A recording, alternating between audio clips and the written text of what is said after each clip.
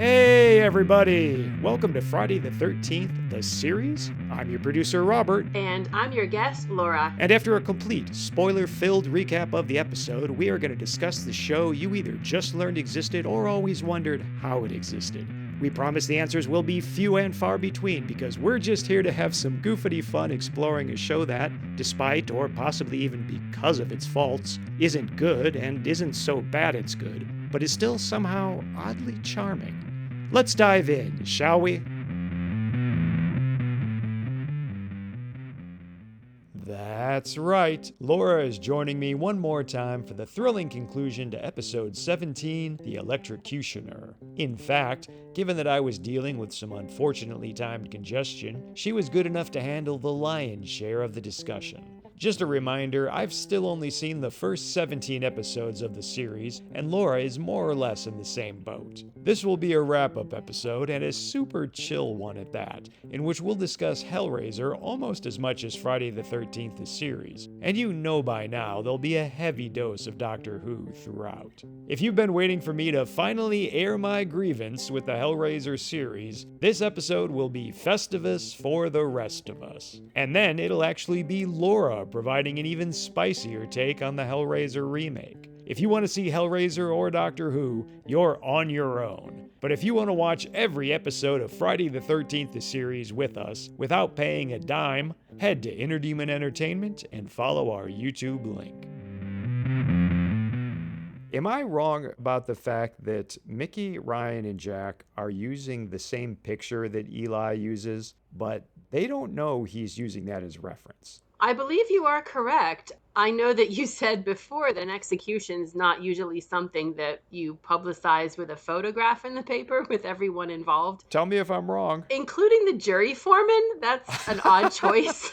It's just so different to every execution scene you've seen. There's no family members that you would expect to see there. None of the typical tropes. No, but for some reason you have a red velvet rope on stanchions. Velvet rope. We have a judge in this episode. In the credits, he's called Judge Miller. Yes. Am I wrong that they refer to him as Judge Joseph Avery throughout the entire episode? You are not wrong, and that was actually in my notes. This was one of the entries under the Goofs section on IMDb for this episode. An eagle-eyed viewer spotted that fact, that he is in fact credited as Judge Miller. This is the character played by J. Winston Carroll. He's clearly named as Judge Joseph Avery on screen. I like to think that perhaps when they changed the judge's name, that someone's cat walked across the keyboard and inserted an extra I into Daniel's name. I love it. That's my headcanon. Congratulations on actually looking up the Goofs and doing that research. Since we're here talking about J. Winston Carroll, I'll just mention that he's in 2 episodes of Friday, so we can look forward to him coming back. He was also the fire chief in Strange Brew, so another Strange Brew alumnus. Have you seen Strange Brew, Laura? I don't believe I have, no. The famous Rick Moranis, Dave Thomas, SCTV sketch turned into a movie. It's one of those things that I've definitely heard about, but I don't think I've seen the actual film. He was also in The Littlest Hobo. Of course. The first Police Academy. I can't think of the Police Academy movies and not hear Salieri's voice. It was a very popular song in its day. Those were super popular at a specific time in history and now just gone. One of the panel shows that I watch, QI, which stands for Quite Interesting, they often talk about people who were famous in their day. There's so many people that were just absolute celebrities and all over the news, but we just don't know who they are today. Perfect example, Police Academy, starring Steve Guttenberg. Huge star in his time in the 80s. After that window, kind of disappeared. But there were like 8 of them. And now just gone to the sands of time. I'm sure they have a following. Well, yes, in this day and age, everything has a following. There are dozens of us. Dozens. Let's just say not at the height of their popularity. And then we've got Alfred Hitchcock Presents, the 88 Twilight Zone, The Hitchhiker, again, My Secret Identity, Kung Fu The Legend Continues, the RoboCop TV show, which, oh my God, am I going to track that down and watch at some point.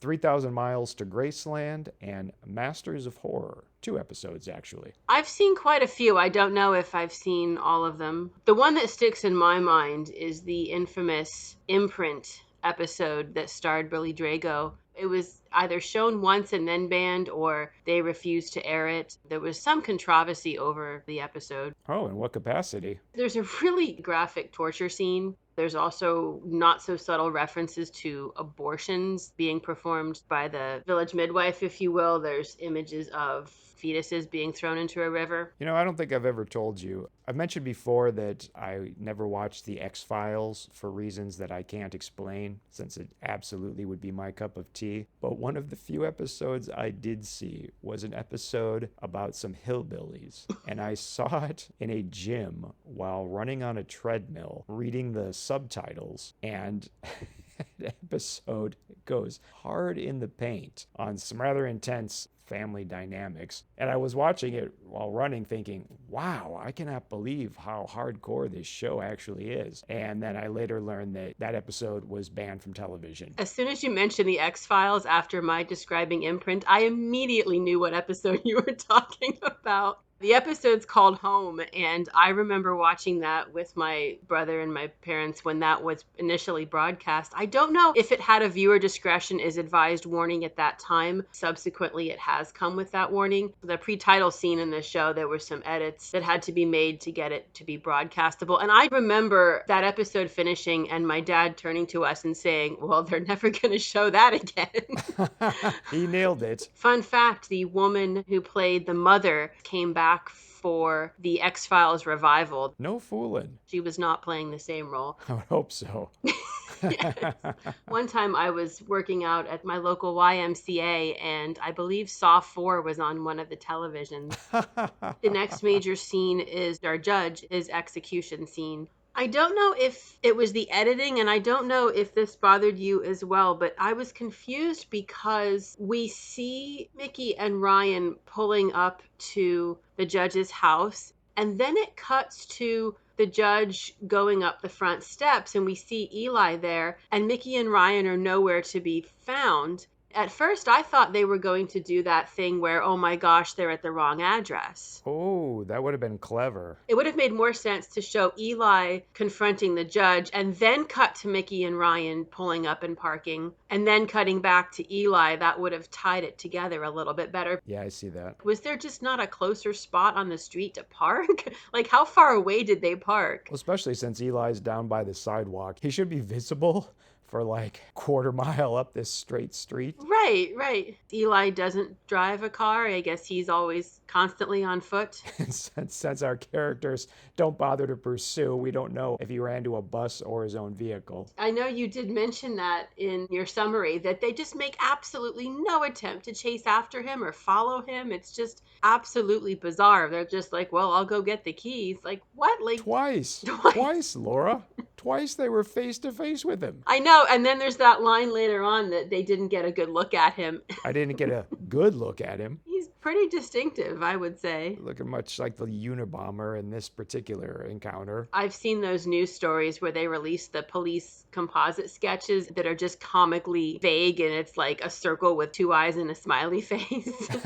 Eli's distinctive enough that you could get smiley face with Groucho glasses. Exactly. Are we going to talk about how Eli has apparently been forbidden from just touching his victims? It's always got to be electricity via some type of metal conduit. Back with the lawyer, back with the former DA, he's literally inches from the man on the other side of a door, but he can't just touch him. He has to touch the door knob, which the former DA is holding on to. I know Eli feels in some sense that these murders would be impossible to prove that they were murders. Maybe that's part of it. Maybe if he touches them directly, he feels like he's electrocuting them directly as opposed to, I don't know.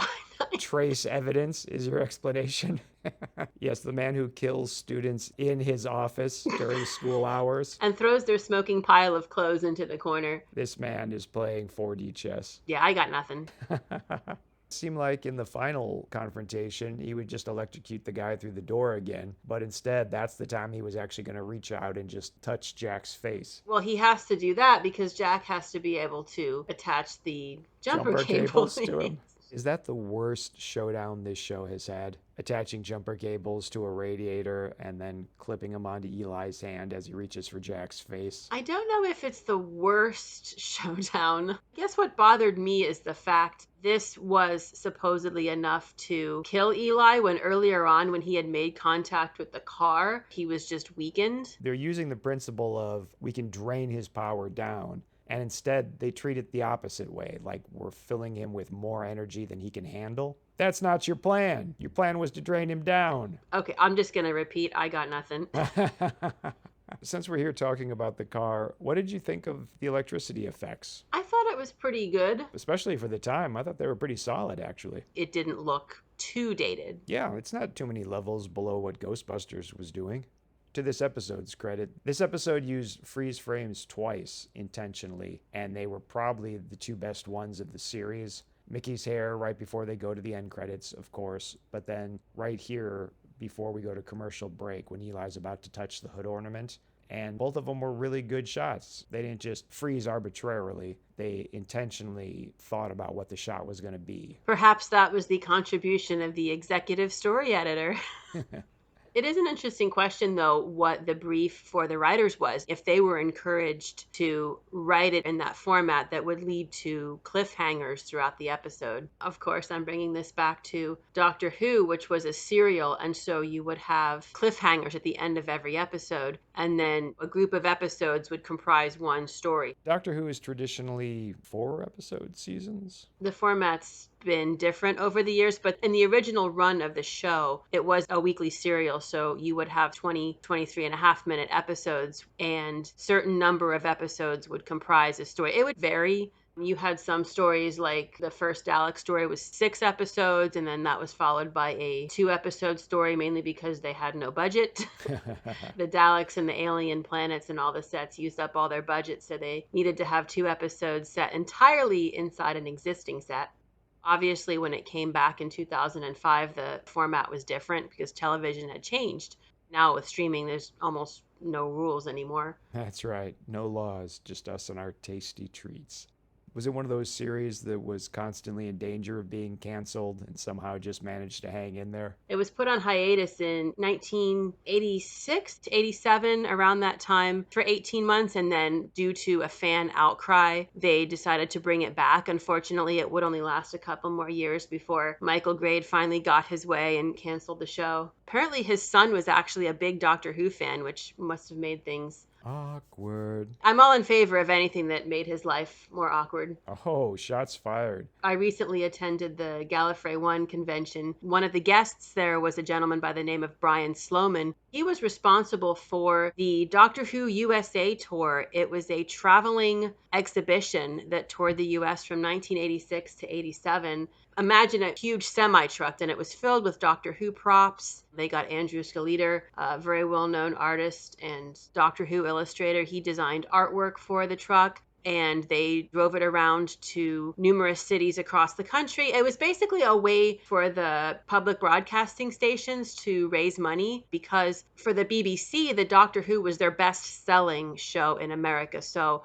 Brian Sloman wanted a way to thank the fans and also as a way to raise money for the local PBS stations. He tells the story about the very first stop on the tour was in Washington, D.C., and they chose it because obviously not only the nation's capital, but it was where the headquarters of the Corporation for Public Broadcasting was located, which I know is kind of sad to think about that at this time, now that that institution is no longer. But he ended up making a little speech, and he said he wasn't expecting to make a speech or to talk or to do anything other than just be there in the background, because surely the actor who played the Doctor is going to be the one speaking. But nope, they chose him. And there's a fantastic photograph where he's got the microphone, and you can see Michael Grade. I don't know why he was there, but for some reason Michael Grade's in the background, and he could not look more disinterested. For our listeners, you want to just explain who both of those gentlemen are? Oh, yes. Michael Grade, he was in charge of the BBC. He hated Doctor Who and he wanted it gone. And in 1989, he got his wish, and sadly the show was canceled.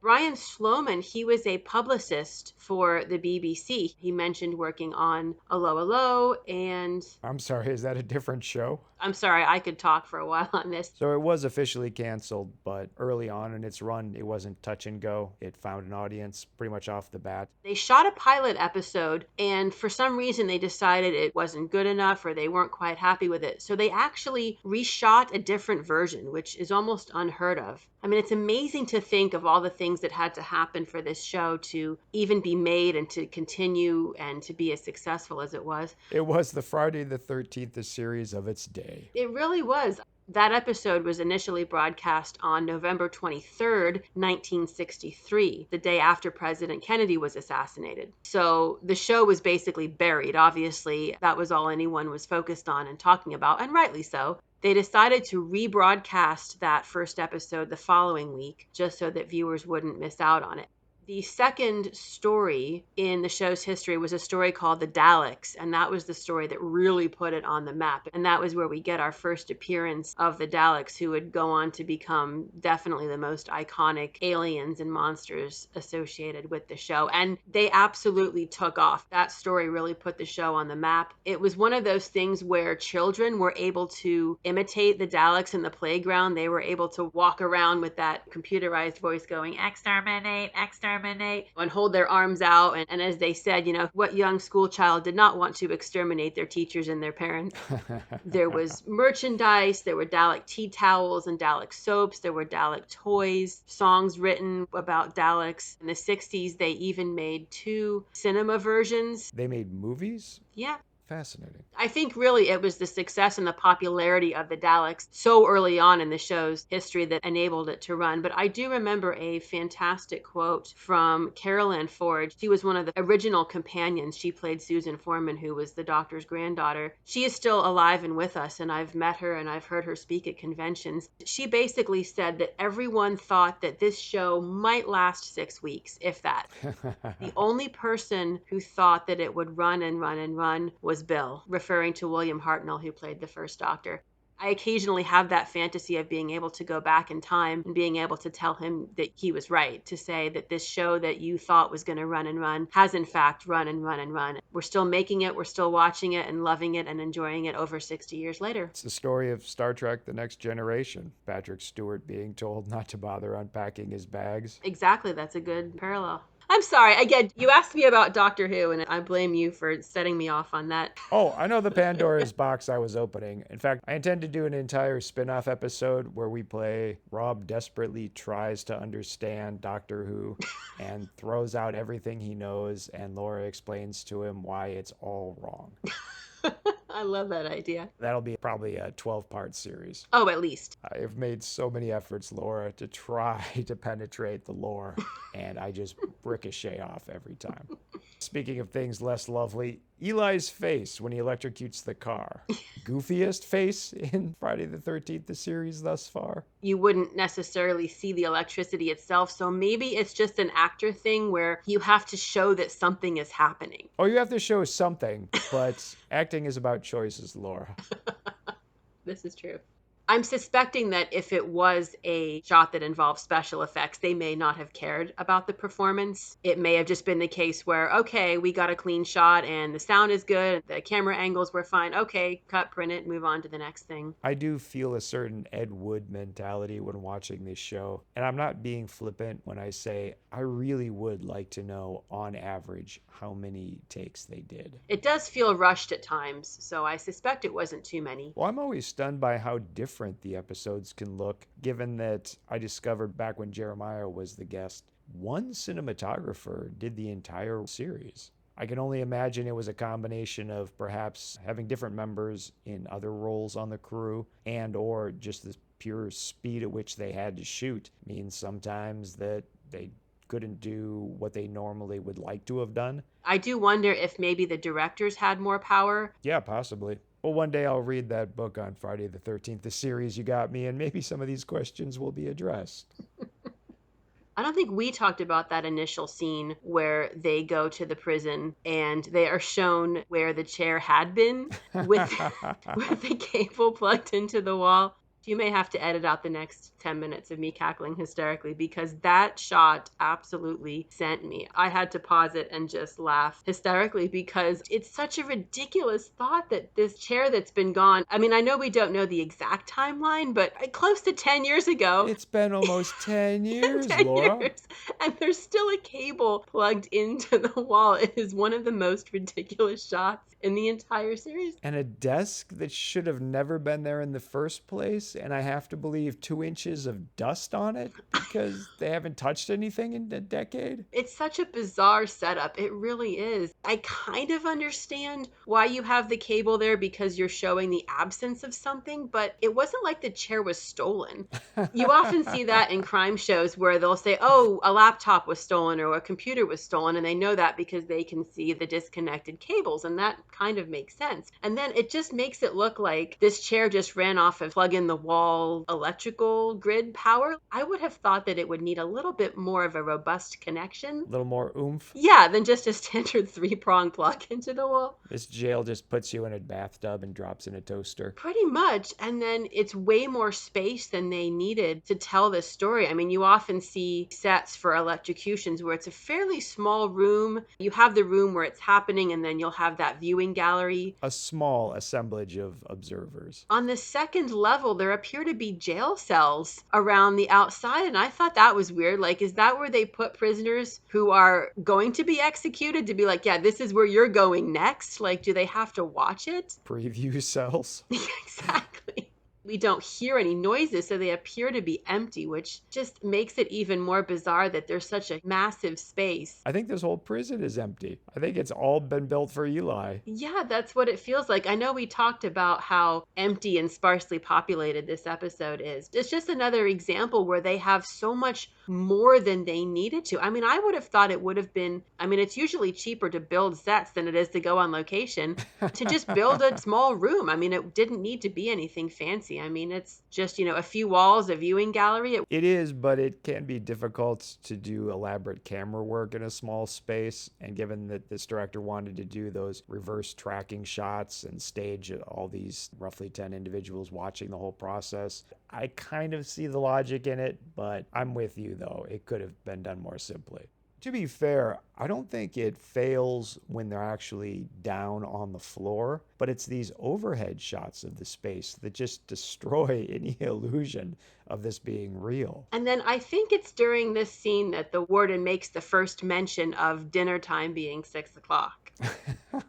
Yes, pivotal plot point. It truly is, because the line in the subsequent scene, I believe he says 6 o'clock as usual, as though everybody already knows. Oh yes, the supping hour, clearly. I have to say, I really enjoy the character of the warden. He's just such an anachronism. I mean, he really feels like he's out of the 50s sitcom. Oh, hey, honey, the boss is coming over for dinner, and make sure the roast isn't burned. Yeah, the warden, played by Frank Adamson. Short filmography here in terms of titles that caught my eye. 2 episodes of Friday, so he'll be coming back. Littlest Hobo, Short Circuit 2. Now I'm wondering if he was a member of the Los Locos gang. 2 episodes of Alfred Hitchcock Presents, The Hitchhiker, the TV series from '89, and then Dolores Claiborne, the Stephen King adaptation. He was also in Rin Tin Tin and My Life as a Dog, so he clearly has some other dog-related titles in his credits. What do you think about the whole 10-year thing?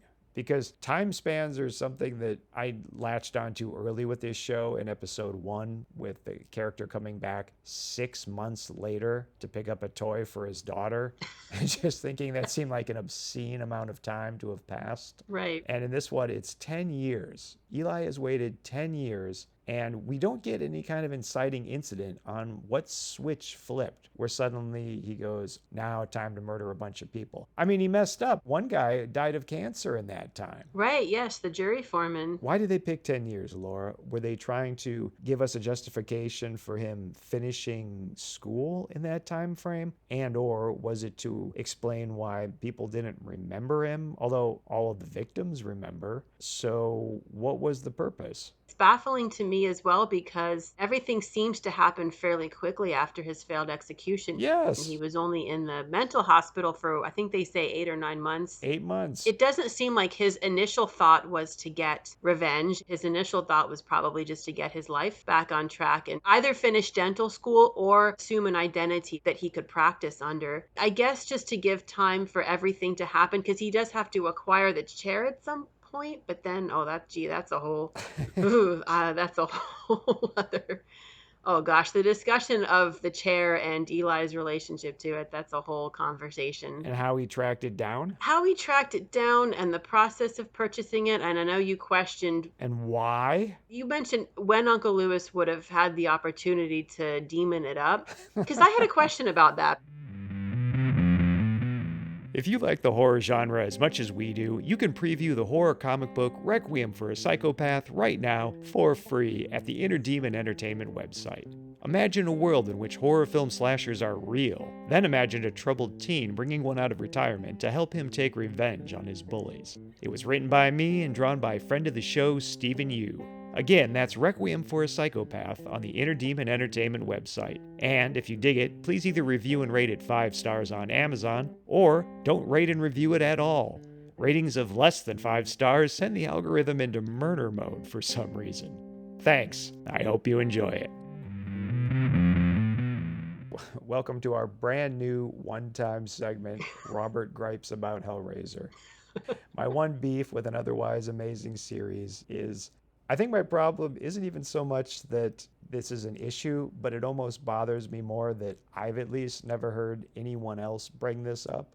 Apparently this is something that only bothers me, and it's incredibly pedantic, but it's the fact that it's called a puzzle box, and yet every character that comes across the thing can, quote, solve it almost instantly, even under the greatest of duress, and sometimes without even trying or even knowing that they're solving a puzzle. So maybe it's just the terminology, but that kind of bugs me. I think if it was just called something else, it wouldn't bother me so much.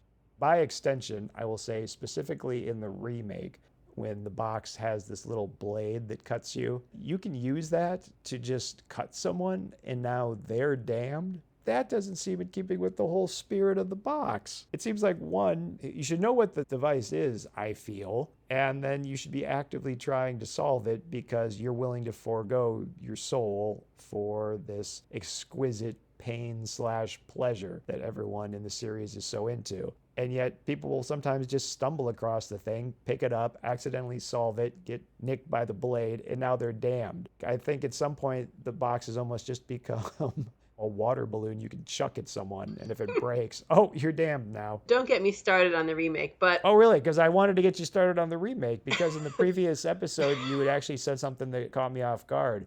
It sounded like you said you were impressed by the casting of, I was about to say the lead Cenobite, but it's gender-swapped Pinhead. And then the movie actually let you down a little bit. It really just boils down to those 3 words that she says, their blood, their pain, and the way she says, all for us. There was an energy in that line that sounded like a voice that was light and breathy, the voice of an excited girl, which is the way that the character is described in the book. And that's one of those lines from The Hellbound Heart that over the years fans have often cited as, oh, well, Pinhead's a girl. Come on, learn what metaphors are. But it's interesting, and I was disappointed because I thought they were going to go a little bit more in that direction, that we were going to get a little bit of a different Pinhead. I mean, obviously it's not Doug, so why not do something different? Were you familiar with the actress before the movie? And follow-up question, was that from Doctor Who?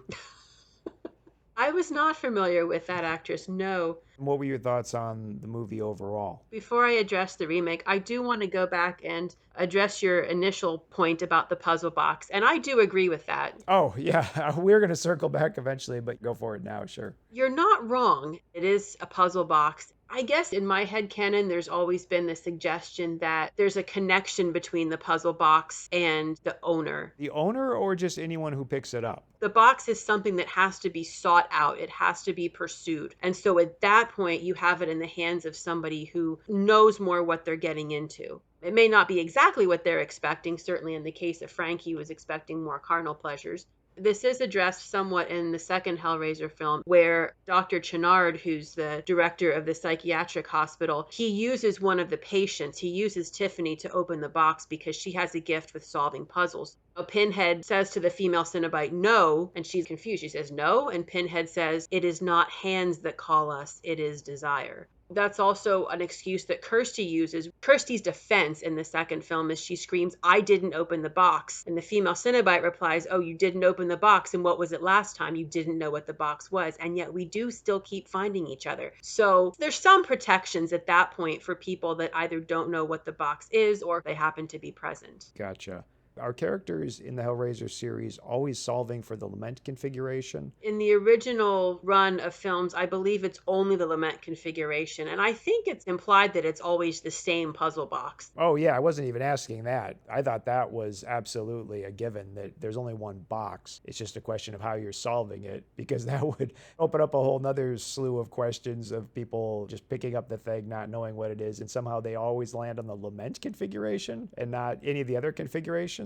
There have been different designs of different puzzle boxes that have been given different names, different configurations. I know that Barbie Wilde, who played the female Cenobite in Hellbound, Hellraiser 2, she worked with someone to design the Sister Salice configuration. That was the name of her human character before she became the female Cenobite. So there's a website, I'm not sure if they're still in existence, but it's called the Pyramid Gallery, and it's based on a fake company that we see in Hellraiser 3. Is this a DIY puzzle box site? Kind of, yeah. They have all different kind of designs, kind of in the style of the original lament configuration, but obviously different materials, slightly different shapes. There's some spherical ones. We do see a spherical version of the puzzle box in some of the later Hellraiser films. Really? A little mini Death Star? The idea of the Pyramid Gallery is that artists have designed all these different variations, these different configurations, if you will, and they all have different names and styles and backstories, and it's really cool. It's an interesting expansion of the mythology, if you will. But certainly in the movies, there is a consistency in terms of how the puzzle box is solved and how it moves. You typically see the characters sliding their finger alongside with a circle on it, and then the ultimate move the puzzle box makes is the star configuration. Two halves of the box lift up and separate, and then it rotates, and then they slide back together. I do actually have a replica puzzle box that does that. Cool. It's wood and brass. A fellow Hellraiser fan made, and I bought it years ago at a convention, and I have it under one of those glass domes. It's really beautiful. It's actually held up quite well over the years, but it does that. It's two interlocking pieces that I can lift up and rotate and move. It does not move on its own. I'm sorry, but I've always wanted something fine enough to be kept under a dome. Well, it also goes back to Hellraiser 2 in Dr. Chenard's office. You can see that he's collected other puzzle boxes over the years, and they're under those glass dome jars. Copy that. You know, it's the 1-2 punch. I thought, like, okay, you're being unfair, so they call it a puzzle box. Maybe that's not the best word, but don't get too hung up on it. But then it's the fact that it's also referred to as solving the box. Either of those alone. Like, oh, by solve it, they just mean use it. Okay, fine. But it's also the puzzle box. So it's a puzzle box that you solve. It also feels like the world's easiest puzzle. Sorry, I'm done. I'm done. No more griping. That's it. That's the last thing. Other than that, love the series. No, again, you're not wrong. And I am with you on this. I think the idea is that because it's more of a supernatural object, solving it requires something more than just multiple complicated steps that you would typically get with a puzzle box. It's interesting that they also made it so that one puzzle box could not go through all those motions. On a practical level, they had multiple versions of the box that went through the different motions. Are you suggesting this puzzle box might have to be non-Euclidean?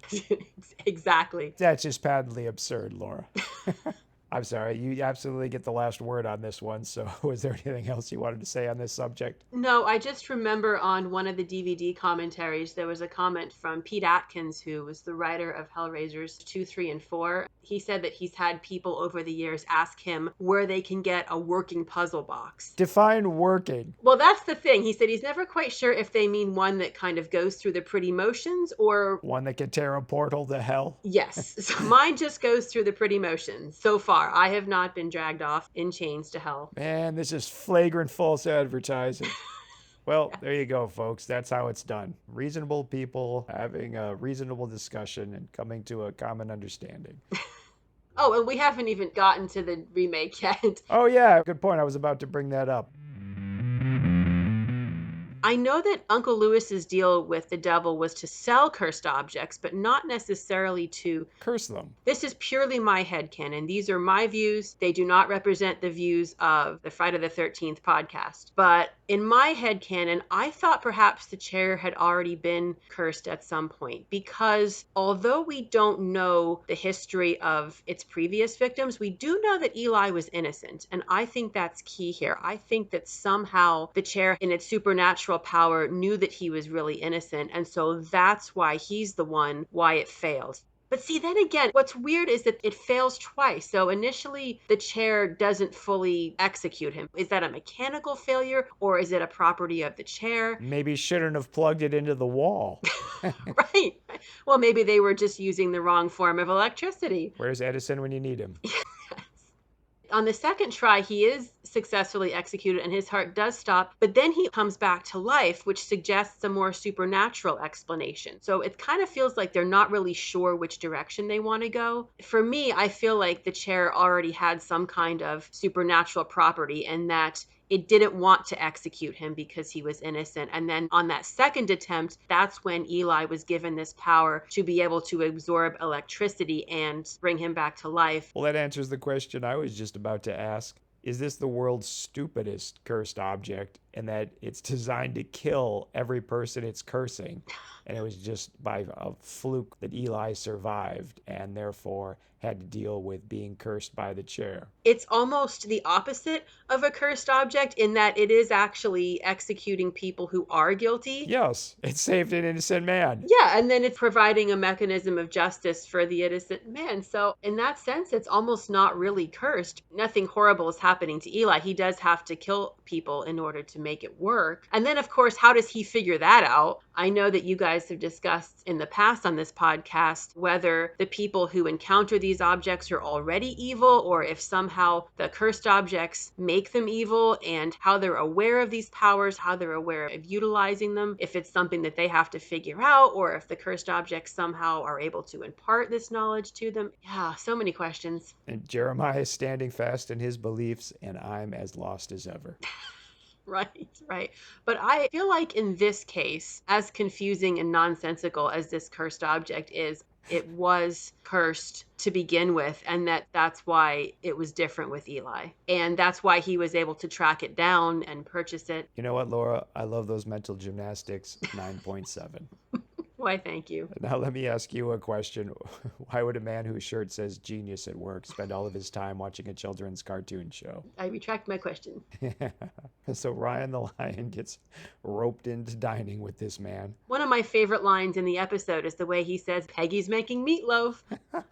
Like, ties back to that Canadian sensibility that everyone is just so nice and friendly, even the warden. Yes, if you can't get Mr. Belvedere, you're getting this guy. Yes. No, he is a delight, and he's clearly your Detective Fishpine, the overworked detective I fell in love with back in episode 4, A Cup of Time. Yes. Ryan actually shows up for dinner. Twice, characters mistake Eli for Ryan. What the hell? That line from the warden's wife that Eli was somehow much older than she expected. Just doesn't make any sense. The scene where Eli kills the director of the school, Mr. Downing, Ron Hartman. We see Eli injecting him with something, and I just thought he did a really nice job portraying that slightly woozy, sort of drugged state, and he really conveys the horror and the pain of what's happening to him. Yeah, and that scene really should have gone on with some very unfortunate prolonged torture, given that the real explanation makes no sense. The Mickey and Jack are antique appraisers here to see what treasures they might find at a reform school. Initially, I had a problem with Eli leaping to the conclusion that they were somehow there investigating him when he wouldn't have had any reason to. But then you did point out in your script that he would have seen Mickey the night before in the car, because it reminded me of the previous episode where one of the characters is suspicious of the Curious Goods trio when they're going into the apothecary. The only out that I'll give that episode is there was a very strong racial component to it. So any white people being present are immediately suspicious. But in this case, it makes absolutely no sense. You got a really good look at Mickey through that car windshield, and then she's at his work pretty much the next day. I guess it just felt strange that you had back-to-back episodes where the bad guy is seeing them and immediately knows that they're involved. Jack should have gone alone, is what should have happened. Right, that's true, I guess. See, this is the problem with Brian saying that he didn't get a good look at Eli, as Jack assumed that Eli didn't get a good look at them either. That line just cracks me up, though. It's clearly ADR'd, and yet they went with the take where John D. LeMay puts the emphasis on good. Yes. I didn't get a good look at him. Yes.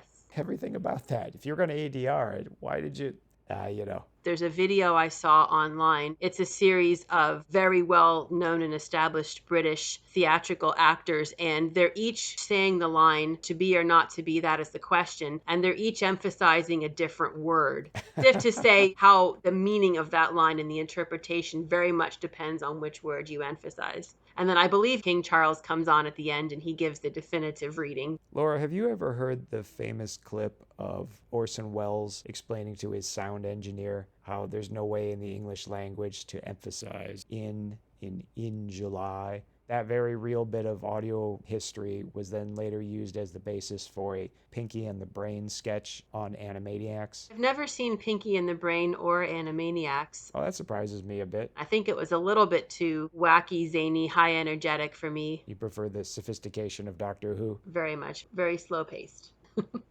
I've just looked it up, and it says it refers to a famous outtake from a 1970s commercial recording session for Findus frozen peas. Yes. Often called the frozen peas tape. Oh my gosh, it's up there with the Watergate scandal. Yes, which means it's also vaguely referenced in an episode of The Critic, one of the greatest animated shows of all time. The line was, "We know a remote farm in Lincolnshire where Mrs. Buckley lives. In July, peas grow there." Yeah, that makes no sense. Well played. You demonstrated it perfectly. Another thing I wanted to mention, I love that line about how dinner will be at 6 o'clock as usual. And then that 6 p.m. is treated like such an important deadline. Like Eli knows that as well. Yeah, the warden and his wife must be Swiss. Like everything is right on the dot. Right, but I just love this idea that Eli is bound by this deadline as well, because the character's like, oh my gosh, we have to get there by 6 o'clock, as if that means anything. When Eli has no idea when they're going to be having dinner. Exactly, like he could just show up whenever he wants to. Just like he's using the same picture. It's just coincidence. Exactly. I would be remiss if I didn't mention that Peggy Hobbs was played by Marcia Bennett or Marcia Bennett. She was in such projects, and sorry, this is going to be a long list. Adventures in Babysitting. I had that one on my list. Trapped in Paradise, a Nicolas Cage, John Lovitz, Dana Carvey comedy that I never saw and was always kind of regretful that I didn't. There's still time. She was a teacher in Billy Madison. Oh. She was in an episode of Are You Afraid of the Dark? The Hurricane with Denzel Washington. The Tuxedo with Jackie Chan. The Woods, which was a Lucky McKee directed movie that had Bruce Campbell in it. She was in an episode of Masters of Horror, an episode of Warehouse 13, The Firm television show, not the movie, Hemlock Grove, Designated Survivor. She's in The Kid Detective, which might be a curio of the week for me in a future episode. That is a great little movie that went completely under the radar. If you're interested at home, go to Red Letter Media, maybe watch their video about it. Cannot believe she was in it. It's only from a few years ago, so that's kind of amazing. She was in an episode of American Gods, an episode of the TV Chucky series. She was in the very recent Guillermo del Toro's Cabinet of Curiosities. She was in HBO's The Last of Us. And finally, she was in Trap, the M. Night Shyamalan movie. And not in some small role either. She was Cooper's mother / Josh Hartnett's mother. Great career. I didn't catch the Trap one. I just relatively recently saw that movie. I'll have to go back and check her out in that. That might have to be a spin-off episode because I have thoughts on Trap. It must have been shot up in Canada. It's very much in keeping with the Canadian theme of make it interesting, but it doesn't necessarily have to make any sense. I would agree with that. Going back to that scene where Mr. Downing, the director of the school, where he's being tortured, I just thought it was interesting the lack of blood in that scene. I was reminded of Rob Hedden's previous episode with the wood chipper that we also don't really see a lot of blood in that either. A little, but not a lot. But certainly when people are actually being Going through a wood chipper. Exactly. I think he just uses kind of a red light to give that impression that something bloody is happening. And I just thought that was an interesting choice. Obviously, they're restricted by the boundaries of what you can show on television. But I just thought that was interesting that you just don't see anything happening in that shot. There's no close up of any equipment in the man's mouth. It's just kind of all left up to the imagination of the viewer what exactly Eli's doing to him. I'll agree with you. Compared to the other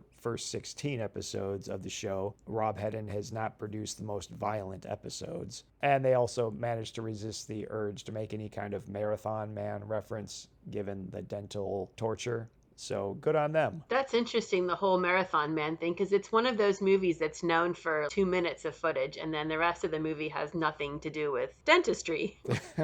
Exactly. There is just one more comment that I wanted to make. Let's Columbo this one. What do you got? I would be very remiss if I did not point out the fact that, of course, Mickey's gloves are pink, and I guarantee you they cost twice as much as the guy's gloves. Zing. Take that, 80s gender dynamics. Probably not the most offensive thing this show will produce, and certainly not the most offensive moment of television of the 80s. So let's be thankful it wasn't any worse. During the final confrontation scene, I was slightly annoyed the way that Jack gets the women out of their way of harm. He instructs Mickey to take the wife out. It just feels very dismissive. So there was something more egregious in this episode than simply the pink dish gloves. It's one of those things like the steam coming out of the pipes where it's just kind of a cliche. Probably wasn't much thought into it, but it's there. In your summary, you mentioned the steam. That whole section felt out of place and very much just marking time because it definitely stalled on the pacing a little bit. But I was reminded of an observation that you made during the previous episode, the tattoo episode, where considering that this was the 80s and this was a casino raunt, that there would be a lot of smoking going on and that the air would be very thick with smoke. You made the comment that, well, maybe they just couldn't afford a smoke machine. I like to think that maybe the smoke machine just got delayed. It arrived late, and so they thought, well, we have this thing now. We've got to use it somehow. We'll just throw it into the pipes. That's why they're suddenly exploring the bowels of the Nostromo. Yes. Yeah, that makes sense. And then the way that they stare at each other, you did mention that, like they just kind of look at each other, and then Eli runs off again with no one pursuing him. Prances off, Laura. Prances off. I don't know what that choice was about. He was just all charged up and fizzing with energy, I guess. That's the real curse of this object. Howard puts a spring in your step. It's the Irish soap of horror. Sounds like maybe you weren't the biggest fan of the modification to the box in the remake. I was not, and I suspect for similar reasons that you brought up, that it really just felt like an excuse to raise the body count, a way to drag innocent people into the story. Like, it's only at one stage that slicey thing comes out. And if you can dodge the blade, then you're not marked, even though you chose to solve it. Right, it just didn't fully make sense. I mean, it could have been an interesting idea, I think, if they had realized it a little bit differently. Gonna do a remake where when you solve it, spring snakes shoot out. Right. The mythology is always going to be the most interesting part of the story. The puzzle box, the Cenobites, that's always going to be the coolest part. That's going to be what the fans want. So I fully appreciate that they wanted to do something different and change it up. I did think it was cool that you got to choose different configurations, although they never explained how that information was learned. Like, who was it that documented this information?